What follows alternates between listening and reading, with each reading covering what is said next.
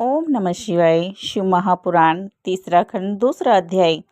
सूत जी बोले, हे सोनकादि ऋषियों, इतनी कथा सुनने के पश्चात नारद जी ने ब्रह्मा जी से इस प्रकार कहा, हे पिता, यह वृतांत सुनकर मेरे मन में एक संदेह उत्पन्न हुआ है, अतः आप उसका निवारण कर दें। आप मुझे ये बताने की कृपा करें कि मैना की कितनी और बहनें थी, क्योंकि आप अभी तक यह नहीं बता पाए कि मैना अपनी बहनों में सबसे बड़ी थी।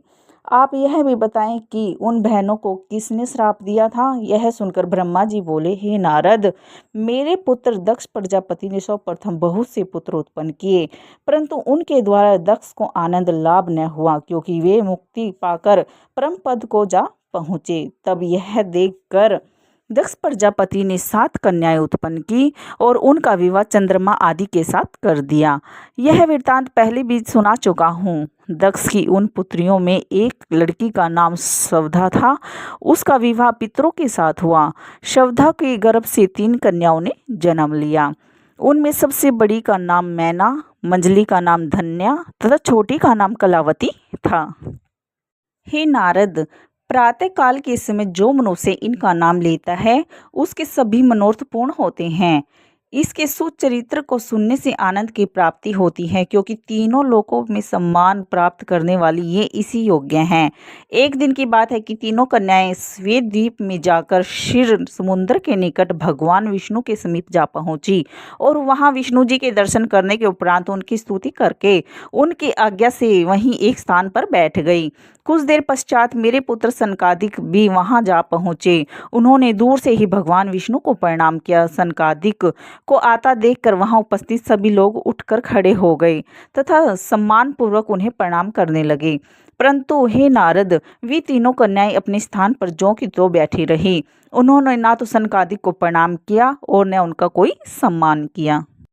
हे नारद, दूसरों को दोष भले ही दे दिया जाए, परंतु सत्य बात तो यह है कि शिव जी की जो इच्छा होती है वही होता है। भगवान सदाशिव की आज्ञा को ही भाग्य तथा कर्म समझ लेना चाहिए। अरस्तु इन तीनों कन्याओं की टिठाई को देखकर संत कुमार को बहुत क्रोध आया। यद्यपि वे लोग बुद्धिमान, निरअहंकार तथा परमहंस हैं, परंतु उस समय शिव जी की माया में पड़कर वे अपने ज्ञान को भुला बैठे। भला तीनों लोक में ऐसा कौन है जो शिव जी की माया तथा इच्छा पर विजय प्राप्त कर सके। अरस्तु संत कुमार ने उनको संबोधित करते हुए कहा, अरे तुम तीनों बहनें परम मूर्ख हो। तुम वेद के आशय को नहीं समझ पाई हो और तुमने यह बात नहीं जानी कि ब्राह्मण समस्त प्राणियों द्वारा पूजे जाने योग्य हैं। तुमने अहंकार के वशीभूत हो मनुष्य के समान अपने मार्ग को त्याग दिया है और हमारा बहुत निरादर किया है। अतः हम तुम्हें यह श्राप देते हैं कि तुम देवभूमि स्वर्ग को त्याग कर मनुष्य के देश में जाकर रहो। हे नारद, इस शाप को सुनकर वे तीनों आश्चर्यचकित रह गई और संत कुमार की प्रार्थना करते हुए बोली, हे मुनि, हमसे यह बड़ा भारी अपराध हुआ है जो आपका सम्मान नहीं किया। वास्तव में यह अपराध हमसे मनुष्य के समान ही बन पड़ा है।